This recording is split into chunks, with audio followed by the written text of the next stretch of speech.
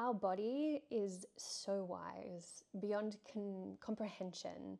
And if we only give it some sacred space and some silence for our body to really communicate to us, we'll be able to really start to listen to the messages that we receive from deep within.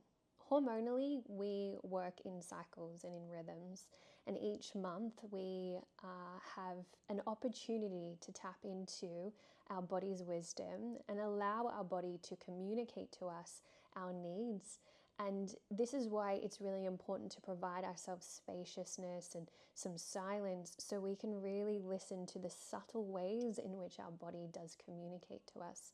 And when we do this, we do create a deeper understanding about ourselves, but then also a deeper trust, that you can trust in yourself in terms of what you need in this world and what you need on a daily, weekly, monthly, yearly basis.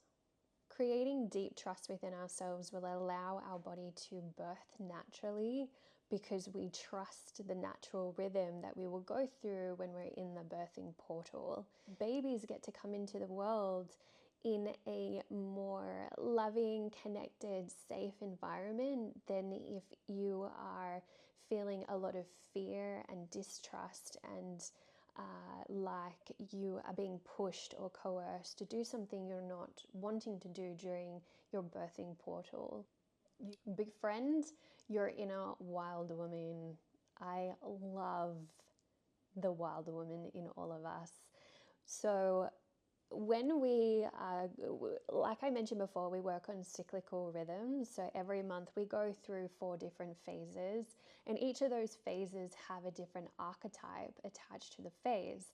And we usually, as women, really don't love our PMS phase, which is our wild woman phase, and it's the part of our cycle hormonally where we are tapering off our hormones and we're about to become really, really low in our hormones, and then we bleed. And during that PMS week, which is the 3rd week of our cycle, we can get really irritable and really kind of narky, a bit bitchy. But really what it is our inner wild woman who is only concerned with your truth.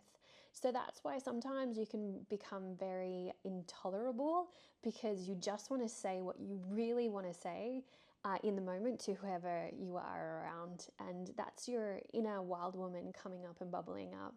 Your inner wild woman is probably feared because she's not probably feared, she is feared in society because she's cast as like unstable and erratic and crazy, but really she's not. She's actually wanting to get back to nature. She's wanting to have that deep connection with Mother Earth.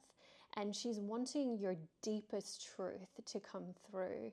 And for women, they have this obligation as wives, mothers, businesswomen, whatever they have created for themselves in their life. But then they have this deep truth where they want to just do something for themselves.